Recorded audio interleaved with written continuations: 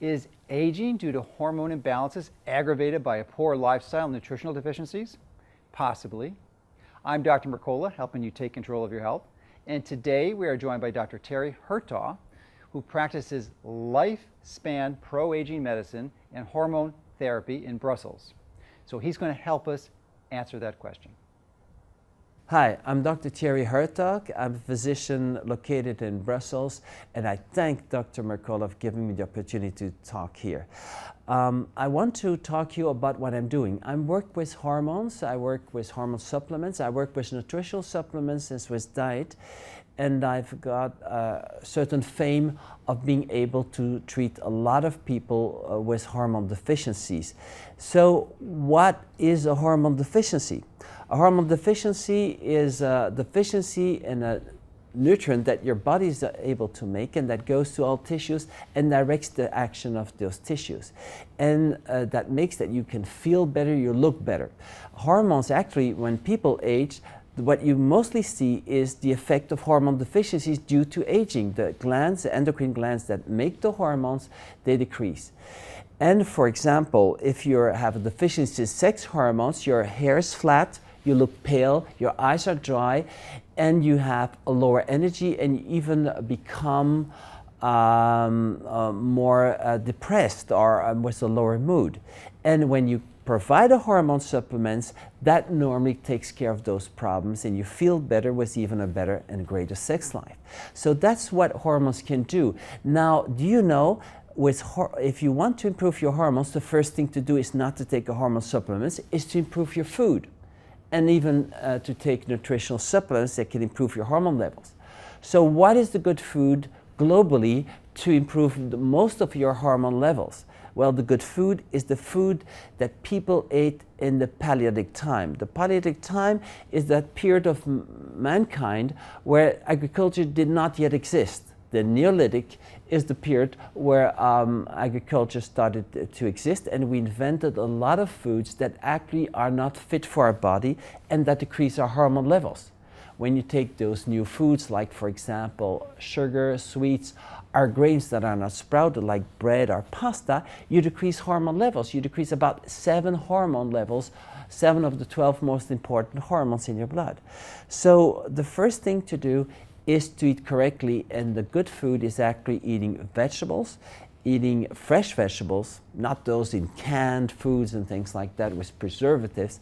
No, the fresh vegetables, if possibly organic, without any pesticides, to eat fruits, but then not any fruits, mostly the low sugar containing fruits, because too much sugar, especially in fruit juice, decreases hormones. It has been shown, for example, children who receive a fruit juice every morning, they have 4 times more risk of obesity, and they grow 2 centimeters less, which is almost an inch, less per year. So at 5 years, they're 5 centimeters less, so it's about a little more than 2 inches less in growth just because they took a fruit juice and they didn't eat the whole fruit. You need to eat the whole fruit so it slowly the sugar gets into your body and there's no peak of sugar that blocks the secretion of hormones.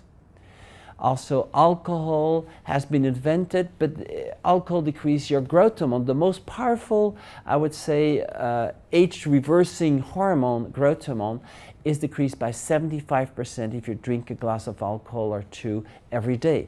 Or even coffee increases a hormone, insulin, that makes you fat, and decreases 2 hormones that make you slim, thyroid hormones and growth hormone. So we need really to eat the right food, and the right food is eating meat, fish, chicken, but cooked at low temperature. So many people grill their foods. They cook it in oil or butter, but you know, if you cook even in olive oil, you have an increase of lactic acid, which is an overcooked fat, a burnt fat, a trans fatty acids that impairs your health, can increase the risk of cardiovascular diseases and even of cardiovascular mortality in men. So we need to eat meat, fish cooked at low temperature, much below the temperature of boiling water, so it takes more time to cook in the oven, for example, or you cook it with the food with water. That's quite okay. You also need to eat those fruits and vegetables, and you can eat grains, but only sprouted grains. It's a world of difference. In grains that are not sprouted, you have chemicals that block digestive enzymes, that block even metabolic reactions in your body. Even a sort of pesticides, a natural pesticide made by the grain to protect itself against predators. So we need to sprout the food, then it's a food that is digestible and good for our hormones. And even in sprouted grains, you have plant hormones you can use also for your health, positively. So basically, the first step when you want to improve your hormone levels is to improve your food. And then, even if you eat organic food, whole food, good food, you still might have deficiencies, because even organic food or organic vegetables is grown always on the same fields, agriculture fields, so that the ground is exhausted in magnesium, calcium, for example. You often need to take magnesium supplements. Easy to know, a vegetable that has poor magnesium, it should have a lot of magnesium, is light green. A vegetable that is dark green has a lot of magnesium. So we need to take magnesium supplements, for example. But you know that magnesium supplements improves the sex hormones. The testosterone, for example, is more in a form that can be absorbed by the cells, in a more bioavailable form when you take more magnesium. Magnesium also increases the growth hormone levels, the hormone that makes your body firm with a lot of muscles and low in fat. Testosterone does that also, but growth hormone does that in a more major way. If you have big wrinkles, large wrinkles, and you really have atrophy and you're getting a lot of fat, you're most probably low in growth hormone. So the first thing is, of course, to improve your food, and the food that increases growth hormone is, for example, meat and fish, proteins. Proteins helps to have higher or more efficient growth hormone activity, but also taking magnesium supplements may help. Also taking amino acids. Proteins are made from amino acids. That's complex amino acids, but you can take them separately. And some amino acids improve the growth hormone levels. If you take supplements of amino acids, you can improve your levels. Like, for example, 7 grams of arginine can help. It's a lot, but it does help. Or glutamine is a very good one. 2 grams of glutamine per day can significantly, if you take it before bedtime, improve your growth hormone levels. So there's a lot we can do to improve our hormone levels. Let me talk to you about hormones and what happens with a hormone deficiency and what happens with hormone treatment to motivate you to eat better and take nutritional supplements that improve your hormone levels. Let's start with a hormone you might not have heard about, that you might even be afraid about, but it's a major hormone, growth hormone. Growth hormone is that hormone that made you tall. If you wouldn't have growth hormone, you would be 2/3 or half of your size. So thanks to growth hormone, you've been tall. But once you're tall, you still need to keep a growth hormone level, a secretion of this hormone that is sufficient to maintain your tissues tight. If you don't, then your tissues become thinner, atrophy, or sagging. Sagging cheeks, for example, is a typical physical sign of growth hormone deficiency. Also, droopy eyelids, typical sign of growth hormone deficiency. If you're growth hormone deficient, you have thinning of the hair, for example. You get also more fat at the abdomen, on the belly. You also get cellulite. Women get cellulite when they're low in growth hormone, for example. Also, typically for growth hormone deficiency is a feeling of anxiety. When you're really deficient, and that happens to all people who get older, they sooner or later get more and more growth hormone deficiency because the pituitary gland, the gland in our brain that secretes growth hormone, dies off or tears and wears. Well, slowly you get more and more tired, but the tiredness you get with growth hormone deficiency is very great. It's exhaustion. And if you really have a severe growth hormone deficiency, never anymore in your life will you be fit again. Even if you sleep 16 hours per night, you won't recover enough because you need growth hormone to recover. So growth hormone treatment becomes sooner or later necessary and it counters aging more maybe than any other hormone. There's one maybe called IGF-1, insulin-like growth factor 1, that has almost the same effect or even greater efficacy. Those two hormones are the ones that are known to be able, on some aspects, and not so few, as rather more, on some aspects, to reverse aging. They are major hormones. Now, what happens when you have deficiency in sex hormones is that actually you have a constant tiredness that is not so severe as in growth hormone deficiency, but that is there all the time, and that increases at physical activity. You also become a lower mood. Also, you become sexually less interested when low in sex hormones, but it does a lot on your physical aspects. Little wrinkles appear on your face when you're deficient in sex hormones. When a woman is deficient in estrogens, one of the two female sex hormones, well, she loses her hair, especially on the top of her head, and it thins out quite a lot there. And there's a lack of volume of the hair because estrogens are there to give a lot of volume to the hair. Equally, when there's a lack of progesterone, there's more abdominal obesity in women. Progesterone is the other female hormone. It prevents women to have breast cysts, to have ovarian cysts, to have fibroids in the uterus.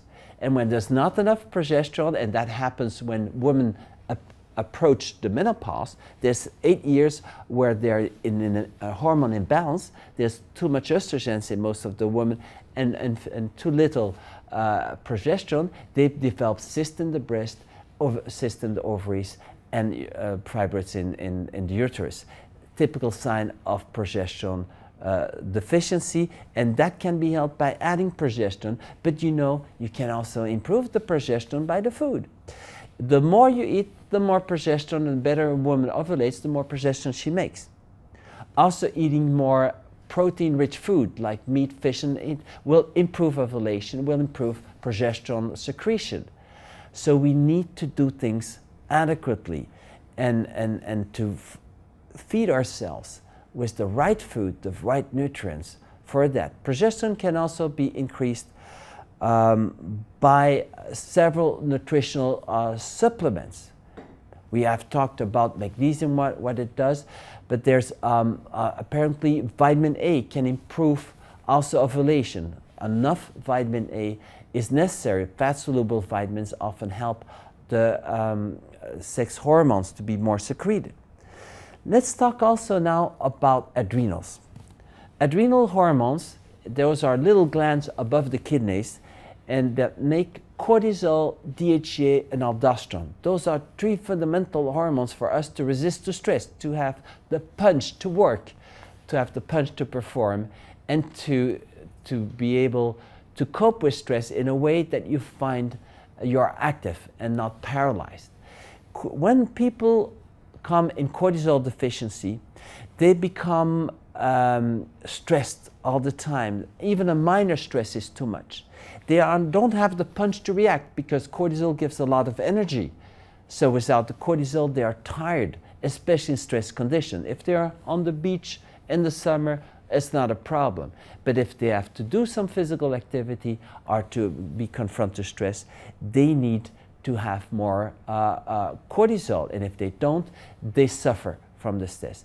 People who are always cortisol deficient are also much more complaining.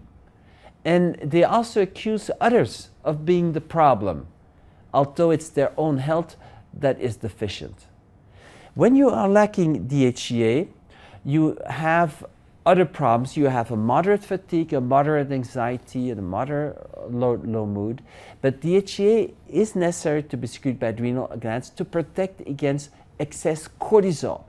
So we need to have a good balance. And with aging, what happens is that cortisol levels decrease a little bit, but DHEA are decreased very strongly and very severely, and there's an imbalance. And then cortisol creates energy by consuming tissues, and DHEA protects against the consumption of tissues. So when DHEA is low, the cortisol will cause premature aging. So we need always to keep our DHEA levels high, and again, the food that helps that is to eat more protein-rich food. It also counters any breakdown effects of cortisol. So the more protein you eat, the more you can tolerate cortisol. Now, also a very unknown hormone is aldosterone. People with low aldosterone, they drink water, they have quickly to the toilet because aldosterone is a hormone that keeps the salt in the body. And if you don't have enough, you don't not only lose the salt in urine, but also water, because salt retains water in our body. And so when you drink water and you have to go quickly to the bathroom, it's probably because you're aldosterone deficient. And then you generally also have a low blood pressure. And you feel like fainting with moments, especially in stress conditions where you should have higher levels of aldosterone, you don't have it. So it is important to have good aldosterone levels. Again, protein-rich food, but also fat-rich food. Fat like egg yolk, like lard, like butter, help to optimize aldosterone levels, as it does for cortisol and DHA, and even sex hormones too. So those are important hormones that we see. Other hormones that are not so well known, but they really determine your life a lot, and it's maybe the reason why you want to listen to me also, is hormones like oxytocin. Oxytocin is a hormone, I wrote a book on it called Passion, Sex and Long Life, The Oxytocin Adventure, because I found it so important. People must know more about oxytocin. Oxytocin is a hormone that colors you, gives you a red flush, and emotionally increases your emotion and emotions of warm-heartedness. It's the hormone that makes you sociable, that makes you like to socialize with people, come into action with other people, and like people. If you're low in oxytocin, you find that others are disturbing you. You don't like them so much. You'd rather be left alone. But if you're rich in oxytocin, you really like to come into action and to contact with them. You really like them. So oxytocin is also a hormone we need for our life. It has apparently protective effects against endometrial cancer, against breast cancer, and ovarian cancer, at least in laboratory culture cells. So it has other effects. It seems to protect also the heart against heart attacks. So sooner or later people will need to take more oxytocin, but do you know, you have very good ways to increase your oxytocin levels. If you get a hug, for example, your oxytocin levels will increase. If you sing, your oxytocin levels will increase. There are many things you can do to improve your hormone levels without taking hormone supplements. Do those things first. And then last but not least, I will talk to you about vasopressin. Vasopressin is that hormone that keeps water in the body. Like aldosterone. Aldosterone keeps the water in the body during the day.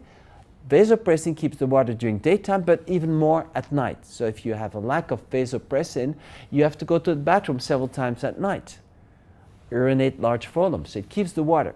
But what it does is, look at older people. They have little wrinkles all over, very little folds all over, because they lack water in the skin. That's lack of vasopressin, vasopressin deficiency. And when you take vasopressin, a little tablet sublingual in the morning and in the evening, small quantities, 50, 100 micrograms, that goes away. It works better than a Botox, than the poison that Botox is. You don't need that poison. You then take, I would say, body-owned molecules, and you improve the situation. So vasopressin helps. You would have, the first thing of course to do is that people look sometimes dehydrated, not because they have vasopressin deficiency or they have a slight vasopressin, but just because they don't drink enough water. So again here, I propose you to do something first before any hormone supplements, is to correct your diet, and the first thing is to drink enough water. Not sparkling water, still water, because still water will already hydrate your body much better, so that little folds in your skin will disappear. And if it doesn't work enough and you still have a big deficiency, you can always go to the doctor and make you prescribe the hormone supplements you need.